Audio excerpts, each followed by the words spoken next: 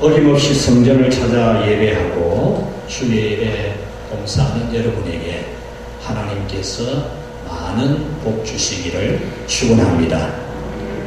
어떤 혼란스러운 가운데 있을지라도 우리는 참 신앙을 가지고 한없는 하나님의 사랑을 받으며 살아갈 수가 있습니다.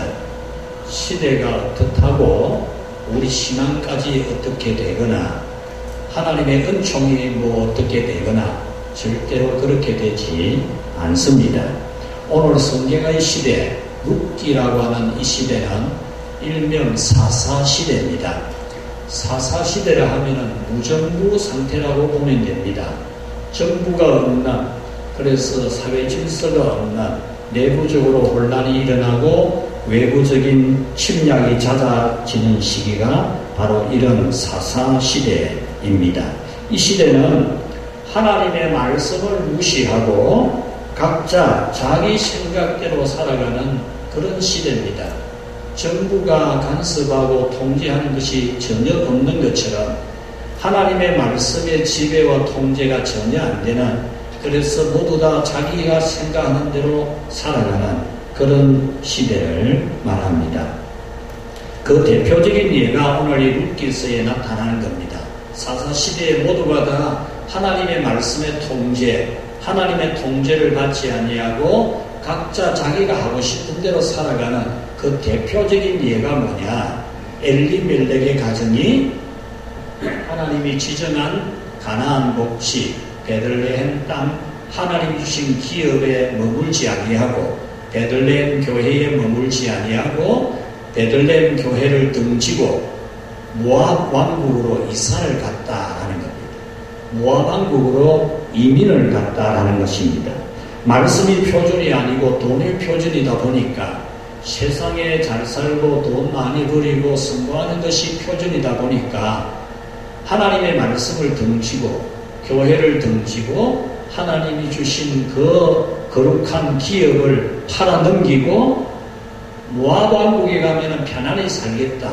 이 나라처럼 혼란스럽거나 외적의 침략이 있거나 내가 농사 많이 지었는데 내가 부자가 되었는데 없는 사람 나누어져야 되거나 그런 거 안 하고 그만 내가 잘 먹고 잘 살 수 있는 세상으로 가자 해서 모압 땅으로 이민을 갔다라고 하는 것이 사사시대에 있었던 대표적인 한 일이라는 것입니다. 그 결과 그들은 심판을 받아서 남편과 두 아들을 죽고 두 아들이 죽고 이제 나이 많은 시어머니와 아직 나이 어린 며느리 한 사람, 이 두 여성이 다시 베들레헴으로 돌아왔다라고 하는 것이 1장의 내용이고 베들레헴에 돌아온 이 두 여성에게 일러주시는 말씀이 2장의 말씀입니다. 그렇다고 이 사사시대라고 모든 사람이 다 그렇게 살았다라는 것은 아니라는 거죠. 오늘 성경에 보면은 그런 시대에도 그 교회는 참 진리를 지키는 교회였고 사람이 가득한 교회였습니다. 그러므로 사사시대라 해서 모두가 다 하나님의 말씀을 떠난 것도 아니고 은혜가 사라진 것도 아니었습니다. 대부분이 자기 생각대로 살을지라도 하나님 말씀대로 철저히 살아가는 그런 성도들이 많았고 그들에게는 하나님이 한없는 은혜를 부어주셨다라는 것입니다. 그래서 오늘은 사사시대 같은 우리 시대, 우리가 살아가는 이 시대에 여러분 사사시대 같지 않습니까? 국가나 정부나 공익이나 이런 것에 대해서는 전혀 이제 의무감이 없고 책임감이 없고 오직 나에게 유리하냐 불리하냐 여기에 따라서 정치가 잘되니 못되니를 판단합니다. 이 세상이 잘되니 못되니 일을 판단합니다. 나에게 유리하냐 나에게 불리하냐. 그래서 모두가 다 자기 팔을 자기 흔드는 이 사사시대 같은 시대를 우리는 살아가고 있는데 이런 시대에 오늘 우리 모두가 다 하나님의 말씀의 표준을 가지고 살아가고 그리함으로써 하나님의 한없는 복을 받는 사사시대 같은 이때에도 우리 성도 여러분은 한없는 복을 받기를 주님의 이름으로 축원합니다. 첫째로 이 사사시대에도 같이 합시다. 희망은 확실하게 있었다.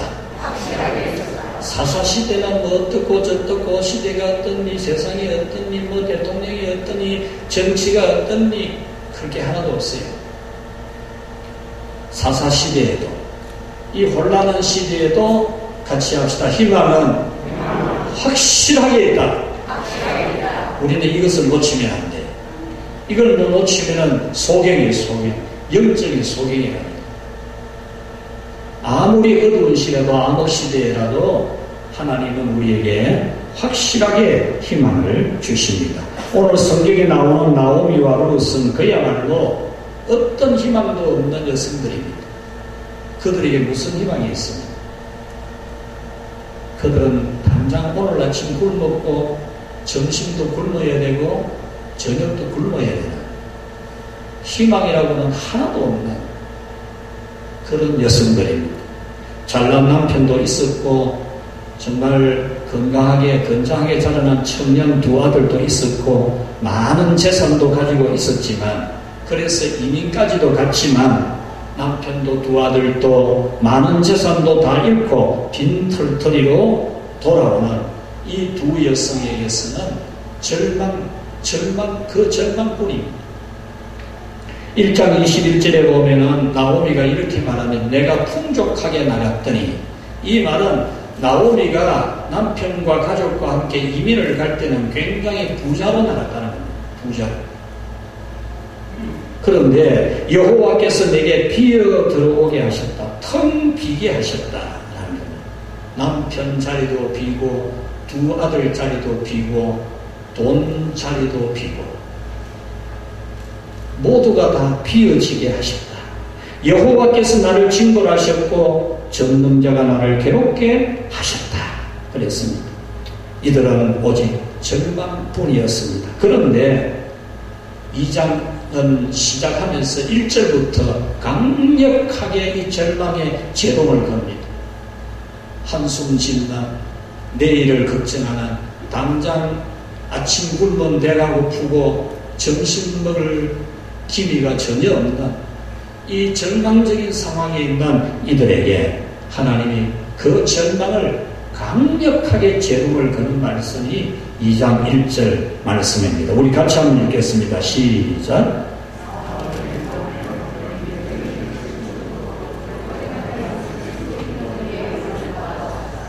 아멘.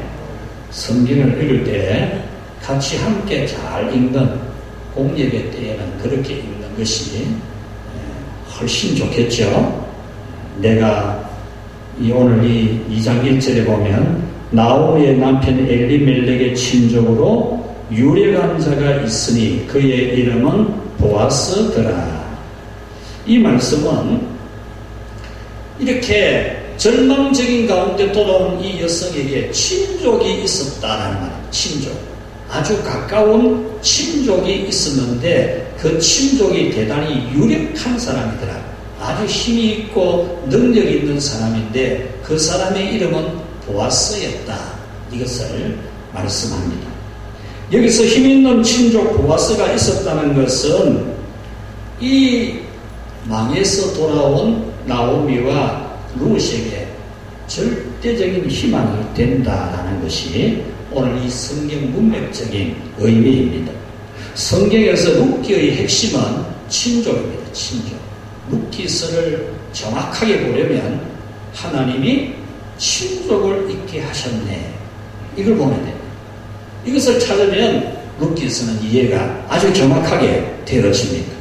망한 가정을 살려주는 친족이 있었다. 이것이 룻기의 핵심입니다. 남편과 두 아들과 재산을 다 잃고 왔는데 그들을 살려줄 수 있는 친족이 있었다라는 것이 룻기가 전해주는 메시지입니다. 이 친족이 있다는 메시지는 바로 오늘 우리에게 어떤 의미가 있느냐라는 거죠. 나오미에게 룻에게 친족이 있었다. 아, 그렇구나. 좋은 친족이 있었네. 이렇게 읽어 넘어간다면 옛날 소설에 불과합니다. 소설. 룻기는 하나의 소설 같은 그런 문학적인 색채를 띠고 있는데 읽어보면 정말로 흥미진진한 소설입니다. 그런데 우리가 이것을 과거에 나오미에게 친족이 있었다 이렇게만 읽어가면은 우리와는 아무 관계가 없습니다. 이 말씀이 하나님의 말씀인데 하나님이 왜 이 말씀을 두셨느냐, 왜 나오미에게 그렇게 좋은 친족이 있게 했느냐, 이 친족은 오늘 나에게 뭐냐, 이것을 우리가 봐야만이 룻기서의 본 내용을 알 수가 있는 겁니다. 그것은 바로 우리가 죄를 지어서 마귀에게 팔려가서 마귀 종노릇하고 마귀 시키는 대로 죄 짓고 마귀 시키는 대로 또 죄 짓고 마귀 시키는 대로 또 죄 짓고 살아가는 마귀의 종노릇, 죄의 종노릇, 그리고 죽음의 종노릇, 지옥의 종노릇하는 우리들, 마치 남편도 두 아들도 재산도 다 잃어버린 나오미처럼 희망이라고는 하나도 없는 우리에게 같이 합시다. 친족이 있다. 이것을 우리에게 알려주는 겁니다. 나오미에게 친족이 있다. 그와 같이 오늘 죄로 말미암아 하나님의 심판을 받고 영원한 저주와 지옥의 형벌을 받은 우리에게 친족이 있다. 그 문제를 해결해 줄 수 있는 친족이 있다. 이것을 우리에게 전해주는 것입니다.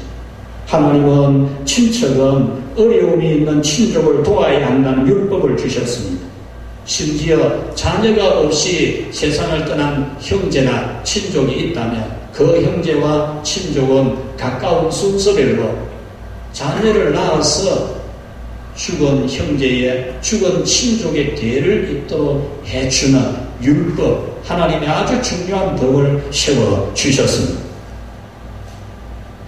이렇게 어려움 당한 친족을 구해주는 친척을 이 룻기서에서는 기업 물을 짜라 그렇게 표현을 했습니다. 여기서 물을 짜라라고 하는 것은 되찾아준다, 원래대로 되갚아준다 이런 뜻이 있습니다. 자녀를 낳지 못하는 그 친척에게 자녀를 낳아주고, 가나안에서 땅을 팔아버린 그런 가족에게는 땅을 되사주고, 또 빚 때문에 노예로 팔려간 친척의 자식이 있다면 그 빚을 갚아주고 그 친척의 자식을 다시 집으로 되물려주고, 친척이 살해를 당하면 대신 보복해 줄 수 있는 힘이 없는 그런 친족을 대신해서 대신 보복해 주는 이런 율법입니다.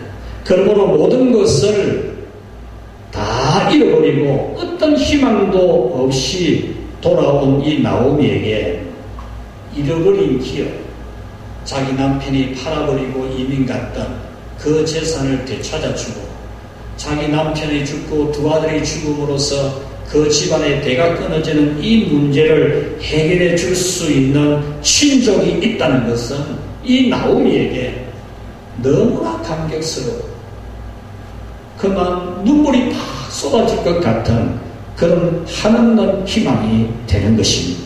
사람이 살아가는 동안에는 많은 우여곡절이 있습니다. 가난해질 때도 있고, 몸이 아플 때도 있고, 빚에 집과 땅이 넘어갈 때도 있고, 심지어 빚을 갚지 못해서 자식이 종으로 팔려가기도 하고, 자식이 아예 없기도 하고, 가족이 억울하게 죽임당하여도 보복할 능력이 없는 그런 공고한 때도 있습니다. 하나님은 이런 때에 가까운 친족이 그것을 되찾아주고 되물어주게 하시는 그런 법을 주시고, 그 법을 지키는 자에게 하나님은 큰 복을 내려주셨습니다. 보아스는 모든 것을 다 잃어버린 이 나오미의 첫 번째 친척은 아니지만은, 첫 번째 친척이 가만히 계산을 해보니까, 슈퍼 하나를 튕겨보니까 자기에게 유익될 게 별로 없어 보여요. 아무리 계산을 놔봐도 자기에게 손해될 것 같으니까 나는 안 하겠다 하고 꽁무니를 빼는 거죠. 발을 빼는 겁니다. 그때에 이 보아스가 그러면 내가 책임져 준다.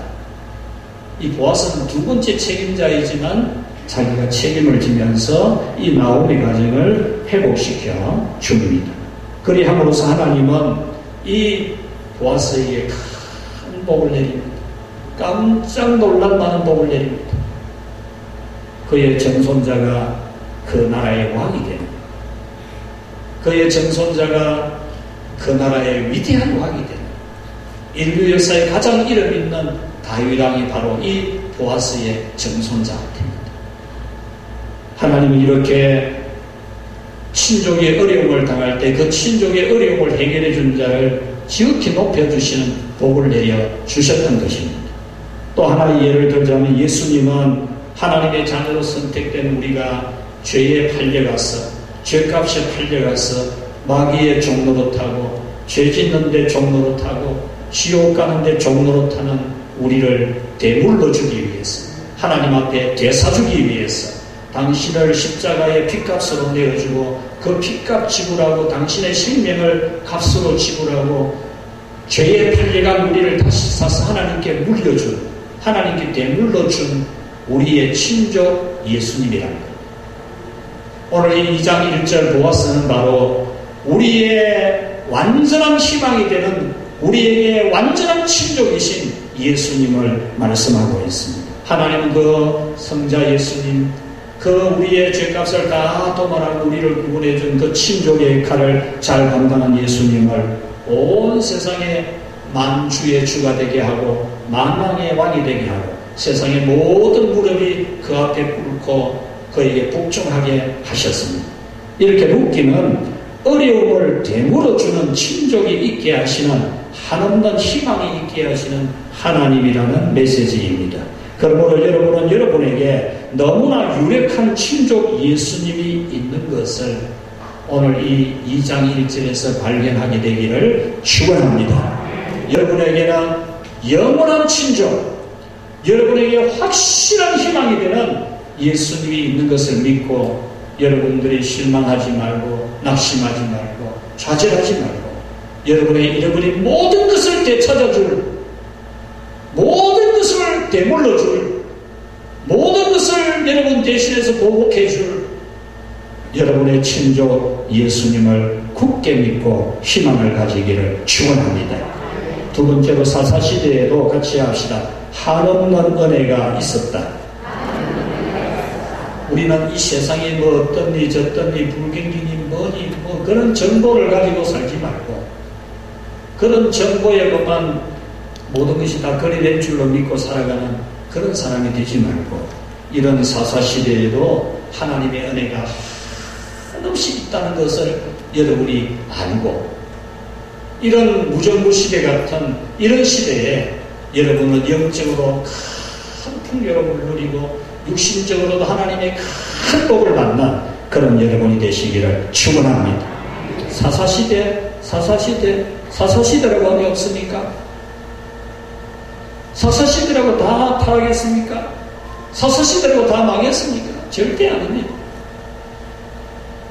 1장 6절에 하나님께서 그 베들레헴에 양식을 주셨다는 소문이 이 망한 나오미의 귀에 들려왔습니다. 1장 19절에서 베들레헴에 도착했을 때에 온 성읍이 떠들면서 환영을 합니다. 대환영을 해줍니다. 이 얼마나 감사한 일입니까? 예루살렘 그 유다 베들레헴 땅을 등지고 교회를 등지고 자기들만 잘 살겠다고 이민 갔던 그들이지만 그들을 따뜻하게 품어주는 그런 한없는 은혜가 있었습니다. 사사시대에도 우연의 은혜도 있었습니다. 13절에 보면 룻이 보리 베는 밭에 가서 이삭을 줬는데 우연히 죽은 남편의 친족 밭이었다. 그렇게 말합니다. 여러분 사사시대에 우연한 복이 있습니다. 우연한 그것이 우연같죠. 그런데 우리에게는 필연 하나님이 반드시 그렇게 하시는 겁니다. 그냥 때거리가 없어서 시어머니 굶길 수 없어서 남의 보리밭에 가서 이삭 주스러 갔는데 마침 그 밭이 자기의 친족 밭이다. 여러분 사사시대에 이런 은혜가 있었듯이 이 시대에 뭐 어떻고 저떻고 어떻고 저떻고 이런 세상이라도 하나님이 여러분에게 필연의 은혜를 주실 줄 믿으시기를 바랍니다. 14절에 보면은 이런 이삭 줍는 이 룻을 이 친족 보아스가 불러가지고 보리 베는 사람들에게 보리 이삭 흩어주라고, 보리 베면서 그냥 다 묻지 말고 빼가지고 흩어줘서 저 이삭 줍는 저 룻이 마음껏 주워가도록 해주라고 이렇게 해줍니다. 그날 하루 이 룻이 주운 보리를 타작해 보니까 한 에바라 그랬죠. 한 에바. 이 한 에바라고 하는 이 말은 22리터를 말합니다. 22리터. 왜 22리터일까? 20리터는 20리터지 왜 22리터일까? 저는 이걸 한번 곰곰이 생각해 봤어요. 한 에바가 무슨 말일까? 단순히 22리터라는 말일까? 생각해 보니까 여러분 이 어느 나라든지 대는 안 갖겠습니까? 한 마리면은 10대거든 10대 20리터거든 20리터 20리터면 한 마리 깎았어 한 마리 깎았어. 옛날에 나돼 보신 분들 알지만은 딱 이 말에 담아가지고 둥근 막대기가지고 싹 깎으면 한 마리 22리터라는 말은 고봉으로 한 마리거든요. 고봉. 한 말 깎아서 한 말도 한 사람이 이삭을 줍는 데서는 굉장히 많이 들은 겁니다. 그런데 하나님은 그 친족을 통해서 고봉 한 말을 줍니다. 고봉 한 말. 여러분 하나님께서 여러분에게 고봉으로 주시는 은혜를 믿으시기를 바랍니다. 하나님이 여러분에게 줄 때 싹 깎아가 주는 그런 하나님이 아니고 고봉으로 대해주는 꾹꾹 눌러가지고 고봉으로 대해주는 여러분 사사시대에도 하나님은 여러분에게 이렇게 풍성하게 한없는 은혜를 주시기를 축원합니다. 이렇게 하나님은 타락한 시대에도 모든 사람이 뭐 어떻고 저떻고 만말 다 하는 시대에도 한없는 은혜를 주시는 하나님이셨습니다. 이것은 우리가 이 시대를 살아가는 우리에게 하나님께서 어떤 세상 가운데서도 우리에게 풍족히 한없이 주시는 것을 우리에게 일러줍니다. 그러므로 여러분은 이 두 가지 사사시대 같은 우리가 살아가는 이 시대에 하나님 우리에게 친족 예수님을 주셔서 우리는 분명히 희망이 있다. 우리가 잃어버린 것 모든 것을 되찾게 해주는 희망이 있다는 것을 여러분 굳게 믿고 또 하나님은 이 사사시대 같은 이 시대에도 하나님은 고봉으로 꾹꾹 눌러서 고봉으로 넘치게 한없이 은혜 주시는 것을 믿는 그런 믿음으로 이 시대를 살아가시기를 축원합니다. 그래서 지금부터 여러분이 뭐 점심시간에 모여서 이야기를 하거든 고봉 이야기하고 꾹꾹 눌러주는 이야기 했지 뭐 어떠니 저떠니 세상에 어떠니 저떠니 그런 말 하지 말고 안 될 이야기 하지 말고 하나님이 이런 시대에도 우리에게는 얼마든지 위대한 일을 하시고 얼마든지 우리를 위대하게 사용하실 것이고 놀라운 일을 행하실 것을 믿는 그런 믿음의 말을 하시기를 축원합니다. 자, 오늘 성경에서 이 사사시대에도 한없는 은혜를 받는 사람이 있습니다. 사사시대라고 모든 사람이 은혜 받지 못하는 것이 아니라 한없는 은혜를 받는 사람이 있었다는 겁니다. 오늘 성경에 나오는 룻은 참 기구한 운명입니다. 기구한 운명. 세상 말로 하면 참 활짝 더럽게 타고난 그런 여자입니다. 자기 나라에 이민 온 남자 총각 부잣집 아들 이 아들하고 결혼하면 내가 잘 살 것 같아서 이 외국에서 이민 온 멋진 남자하고 결혼했는데 얼마 안 돼서 그만 남편이 죽어버리고 이런 참 기구한 운명입니다. 여러분 안 당해봐서 그렇지 얼마나 기구하겠습니까? 그리고 시아버지도 죽고 시숙도 죽고 자기 남편도 죽고 여자 서희만 남아있고 재산 하나도 없이 다 날아가 버리고 이 얼마나 기구한 운명입니까? 얼마나 가진 것이 없었는지 남의 밭에 가서 떨어진 보리 싹을 주우야 먹을 수 있는 형편이었습니다. 그런데 오늘 성경은 이런 여자가 한없는 은혜를 받았다라는 겁니다. 친족이 남의 손에 넘어간 땅도 되사주고 자신에게 아들을 낳게 해주어서 대가 끊어진 남편의 집안에 대를 잇게 해주고 그렇게 해서 낳은 아들의 손자 자신의 정손자가 왕이 되는 정신이 뭐나 어떻게 이런 은혜가 있을 수 있을까? 어떻게 나 같은 이 여자에게 이런 복이 있을 수 있을까? 이런 한 만큼 큰 복을 받았습니다. 이 여인은 이방 여인입니다. 가장 불행한 여인입니다. 그럼에도 불구하고 한없는 은혜를 받았습니다. 이 여인은 다들 죽겠다고 아우성치는 사사시대에도 한없는 은혜를 받았습니다. 그러면 이 여인에게 무슨 자격이 있었을까? 무슨 복받을 자격이 있었을까? 여러분 어떤 자격이 있었겠습니까? 이 여자가 자기 시어머니 공경을 잘하려고 했기 때문이겠습니까? 물론 그것에 대한 하나님의 보상, 하나님의 축복이 있습니다. 그보다도 오늘 우리는 이 성경에서 오늘 본문에서 두 가지 중요한 사실을 발견할 수가 있습니다. 룻이 이렇게 한없는 복을 받는 정신이 멍해질 만큼 큰 복을 받는 이 복을 받은 이유 두 가지입니다. 첫째, 같이 합시다. 하나님의 날개 아래 보호받으러 왔다.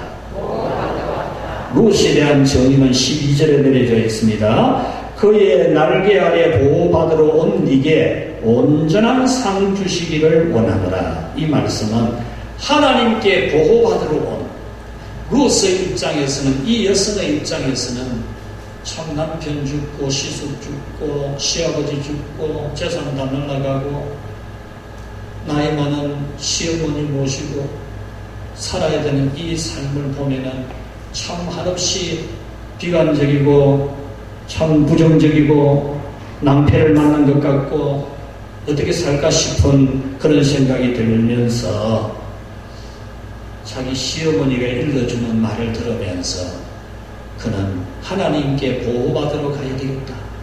이 믿음을 가진 겁니다.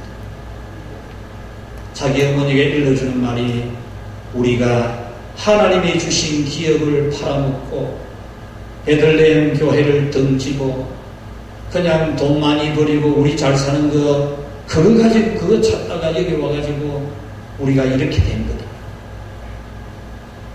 이 이야기를 들은 이 룻은 그 시어머니가 전해주는 말씀을 듣고 여호와 하나님이 참신이신 것을 믿고 그 하나님의 은혜를 잊기 위해서 그 하나님의 보호를 받기 위해서 그 날개 아래 보호받으려고 시어머니 따라서 온 거라는 겁니다. 룻은 남편의 죽음을 하나님의 날개 아래에 교회를 떠난 것 때문임을 알았고 시어머니를 따라 교회를 찾아온 겁니다. 이렇게 하나님의 날개 아래에 보호받으려고 교회에 온 그들의 그 여자에게 한없는 은혜가 임했다는 겁니다. 이렇게 사사시대 같은 이 시대라도 하나님께 자신을 맡기는 믿음이 있는 사람은 한없는 은혜를 받습니다. 내 머리로, 내 생각으로, 내 지혜로 요렇게 저렇게 살아가는 것이 아니라 하나님께 나를 맡기는 내 만한 내 인생을 하나님께 다 맡기는 하나님께 다 의탁하는 하나님 그늘 아래 보호받으러 가는 그런 믿음, 그런 믿음을 가질 때 우리는 하나님으로부터 한없는 은혜를 받습니다. 여러분, 이 시대를 살아가면서 이 시대의 사람들의 우상이 뭡니까? 정보입니다. 정보. 자기 지식이고 자기 능력입니다. 그게 우상입니다. 그게 하나님입니다. 그게 표준입니다. 여러분, 진실로 우리는 하나님의 날개 아래로 와야 됩니다.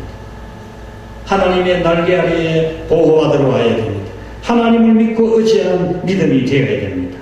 항상 하나님의 날개 아래 보호받으려고 교회에 와서 하나님을 예배하는 믿음, 그 믿음이 우리에게 있어야 하나님은 우리를 축복해 줍니다.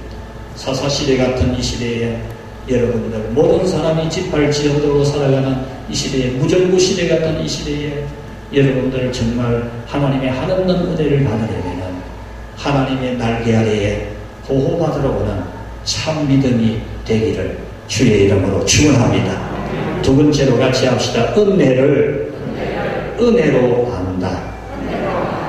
여러분, 한없는 은혜를 받은 이 그렇게 절망적인 여성이 그렇게 위대한 복을 받은 것은 은혜를 은혜로 안았기 때문입니다. 은혜를 은혜인 줄 모르는 사람은 하나님이 주신 영육간의 기업을 팔아넘기고 세상으로 이민 갔다가 한없는 고통을 당했습니다. 그러나 롯은 남의 밭에 가서 이삭을 죽을 수 있다면 그것을 은혜라고 했습니다. 오늘 2절 말씀에 내가 누구에게 은혜를 입으면 그를 따라서 이삭을 죽겠습니다 그랬습니다. 이 말은 롯이 자기 시어머니에게 아침 굶고 점심도 굶어야 되는데 시어머니에게 어머니 제가 오늘 나가서 남의 보리밭에 가서 이삭을 주워오겠습니다 그렇게 말하는 거예요. 그때 하는 말이 그 밭 주인이 이삭을 죽도록 허락하면 그것이 은혜라고. 은혜. 밭 주인이 이삭 죽도록 은혜를 베풀어 주신다면 나는 이삭을 주워오겠습니다 그 말입니다. 여러분, 롯은 보리 땅이 아니라 보리 이삭을 줍는 것을 은혜라고 했습니다. 은혜. 하얀 쌀 한 포대가 생겨야 은혜가 아니고 남의 밭에서 떨어진 이삭이라도 죽게 된다면 그것을 은혜라고 했습니다. 마치 두로와 시돈 지방의 여자가 자기네들의 떡을 취하여 개들에게 던짐이 마땅치 않다고 하는 예수님 말씀을 듣고 주님 맞습니다. 그런데 개들도 주인의 상에서 떨어지는 부스러기는 먹지 않습니까? 당신의 민족 유대인들에게 떡 다 주고 떨어지는 부스러기라도 우리 먹여주면 내 귀신 들린 땅이 깨끗해질 수 있습니다. 부스러기의 은혜라도 받으려고 했던 그 여성처럼 오늘 이 롯은 바로 내가 보리 이삭을 죽을 수 있다면 그것을 은혜로 알고 죽겠습니다 이렇게 말했던 겁니다. 10절 말씀에 그리고 그가 그렇게 보리 이삭을 죽으러 나갔을 때 친족 보아스가 이 밭에서 마음껏 주시라. 이 밭 끝나고 나면 다른 밭에 우리 일하는 사람들이 가서 보리 벨 때 그곳에 가서 주우면 된다고. 이 추수, 보리 추수, 밀 추수 끝날 때까지 그렇게 하라고 해줄 때에 그는 이 보아스 앞에 엎드려 절을 합니다. 10절 말씀. 엎드려 얼굴을 땅에 대고 절하며 나는 이방 여자이금을 어찌하여 은혜를 베푸시며 돌봐주시나이까 그랬습니다. 여러분, 롯은 엎드려 얼굴을 땅에 대고 절했습니다. 보리 이삭 죽도록 해줬다고. 그것이 은혜라고. 그 주인 앞에 엎드려서 얼굴을 땅에 대고 감사하고 감사했습니다. 나는 이방 여인이거늘 어찌하여 은혜를 베푸시며 돌봐주십니까? 라고 합니다. 여러분, 우리가 이런 자세이면 하는 은혜를 받습니다. 여러분들이 하나님의 큰 축복을 받으려면 이런 은혜에 대한 마음이 올바르게 여러분들에게 잡혀져야 됩니다. 여러분이 영적으로도 큰 은혜를 받거나 육적으로도 큰 은혜를 받거나 여러분의 공고한 문제가 해결되고 기적 같은 하나님의 축복이 여러분에게 임하려면 바로 이 롯이 보여주고 있는 은혜에 대한 태도가 올바르게 되어야 됩니다. 여러분이 예배할 수 있는 것이 여러분이 예배를 하는 게 아니고 하나님이 예배할 수 있도록 불러주시고 자격을 주신 겁니다. 어떻게 우리가 예배하는 자가 됩니까? 예배할 자가 되지 못하는 자격이 없는 우리에게 자격을 주십니다. 하나님이 자기 아들 독생자의 핏값으로 예배할 수 있는 자격을 우리에게 주시고 성령님이 우리에게 예배하는 믿음을 주시고 성령님이 주의를 아는 믿음을 주시고 예배를 소중히 여기는 믿음을 주셔서 우리가 예배하는 거죠. 은혜입니다. 그래서 그래서 우리는 예배할 수 있게 되는 것에 대해서 보리 이삭 죽듯이 내가 기도 당번이라도 되고 내가 청소 당번이라도 되고 식사 봉사라도 당번이 되면 그것이 은혜인 줄 알아요. 여러분 엎드려 얼굴을 땅에 대고 하나님 앞에 절하며 감사하는 그런 믿음이 된다면 여러분 분명히 큰 은혜를 받을 것입니다. 배당장 야이로가 수많은 군중들을 보는 앞에서 예수님 앞에 무릎을 꿇습니다. 자신의 사회적 지위가 높지만 그래도 병들어 죽어가는 자기의 딸을 살리기 위해서 예수님께 간청하면서 그는 얼굴을 땅에 댑니다. 길바닥에서 흙바닥에서 예수님 발 앞에 엎드려 절하면서 자기 딸을 살려달라고 부탁합니다. 여러분 오늘 우리에게 은혜 받을 자세가 이래야 됩니다. 이거 배워야 됩니다. 여러분 교회 첫날 만날 다니도 이거 못 배우면 안 돼요. 이거 가장 기본적인 겁니다. 여러분도 사사시대 같은 이 시대에도 롯처럼 보리 이삭 같은 은혜라도 감사하고 엎드려 얼굴을 땅에 대고 절하며 롯처럼 나는 은혜 받을 짝이 또 없는 이방 여인인데 어떻게 구원의 복을 주십니까? 라고 할 수 있는 그런 여러분이 되기를 축원합니다. 뭐 어떤니 저떤니 교회가 나를 환영하니 안 하니 잘하니 못하니 그럴 주제가 우리에게는 없어요. 그럴 주제가 주님의 교회에서 내가 보리 이삭이라도 주실 수 있다. 이것은 은혜를 엎드려 얼굴을 땅에 대고 절하며 감사해야 될 일입니다. 여러분이 교회에서 헛된 일을 하게 된다면 그것 또한 여러분들이 이삭 죽는 것임을 알아야 됩니다. 작은 일 하나라도 여러분이 봉사할 기회가 주어진다면 그것은 여러분들이 큰 은혜인 줄 알아야 됩니다. 말씀을 맺겠습니다. 오늘 성경은 현재 우리 사회가 사사시대 같은 걸 보게 합니다. 지금 우리 사회도 국가가 어떻게 되든 오직 자기의 유불리만 따져서 불법을 저지르는가 하면은 이런 꼴 저런 꼴 다 보기 싫다 하면서 이민 가는 사람이 많은 그런 시대에 신자들까지 계명과 말씀이 표준이 아니라 자기 생각대로 신앙생활을 하고 자기 생각대로 세상으로 이민 가는 사람들이 부지기수로 늘어나는 이 시대에 이런 것을 보면은 하나님은 무엇 하시는가? 하나님은 손 놓고 계시는가? 하나님은 보지 않으시는가? 이런 의문을 가질 수도 있지만 그런 의문에 대한 답을 주시는 것이 루키 있습니다. 하나님은 결코 아무것도 하지 않는 하나님이 아니고 하나님이 손 놓고 계시는 하나님이 절대 아니라는 것을 보여주는 것이 루키 있습니다. 1장은 하나님의 뜻을 저버리고 세상으로 이민 가버린 그들에 대하여 심판으로 바로잡으시고 다시 그들을 구원의 길로 이끌어 가시고 멸문지하당하는 그 가정을 다시 세워주기 위해서 살아남아있는 그 여자 둘을 그냥 하나님이 돌아오게 하시는 그런 은혜의 섭리를 보여줍니다. 이 장은 하나님께서 손 놓고 가만히 계시는 것이 아니라 모든 것을 계획하시고 역사하시는 것을 보여줍니다. 하나님은 예수님을 우리의 친족으로 영원한 희망으로 세워두고 있습니다. 마치 나오미같이 되었더라도 내 인생이 나오미같이 되어 있더라도 내 인생이 룻같이 되어 있더라도 우리의 친족, 영원한 친족, 그보다 더 좋은 친족이야. 우리의 모든 것을 되물러줄, 모든 것을 다시 되살려줄, 회복시켜줄 친족 예수님이 있는 이 희망. 여러분이 이 희망을 굳게 가지고 다른 것이 희망을 찾지 마십시오. 여기 기웃거리고 저기 기울이고 뭐 정보 쳐다보고 휴대폰 만지고 있지 말고 여러분에게 확실한 희망 예수님을 굳게 발견하게 되기를 축원합니다.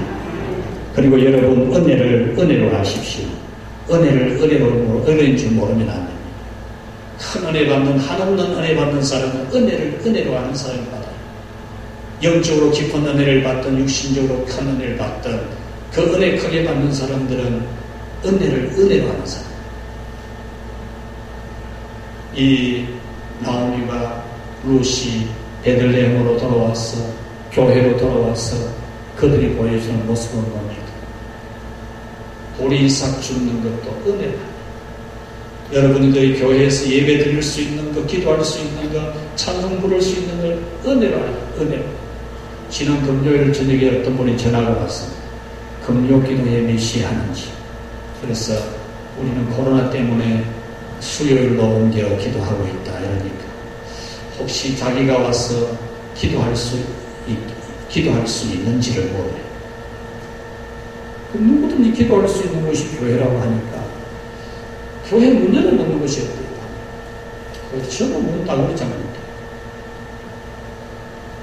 자기 남편이 다니는 교회에 자기 기도를 하는데 목사님이 목양실에 있으니까 목양실이 예배당하고 붙어 있으니까 자기 혼자 기도를 해도 목사님이 집에 가고 싶어도 자기가 기도하고 있으니까 가지 못하는 것 같기도 하고 그래서 전에 우리 교회 금요일 기도회를 따라와서 은혜를 많이 받았다 그러면서 기도하고 싶다. 여러분 기도할 수 있는 게 은혜입니다. 은혜. 기도해 주는 게 아니고 뭐 기도해 주고 찬송해 주고 봉사해 주는 것이 아니고 기도할 수 있는 은혜, 찬송할 수 있는 은혜, 봉사할 수 있는 게 은혜. 여러분이 그런 자세를 가지고 그래서 우리 이삭이라도 죽도록 해줄 때에 땅에 엎드려서 절하듯이 하나님이 주신 여러 가지 모든 봉사인들의 여러분들이 은혜인 줄 알고 받들어 충성하시기를 축원합니다. 그리할 때 여러분에게 놀라운 넘치는 한없는 은혜가 임하실 줄 믿습니다. 우리 말씀 생각하면서 우리 결심 기도합시다.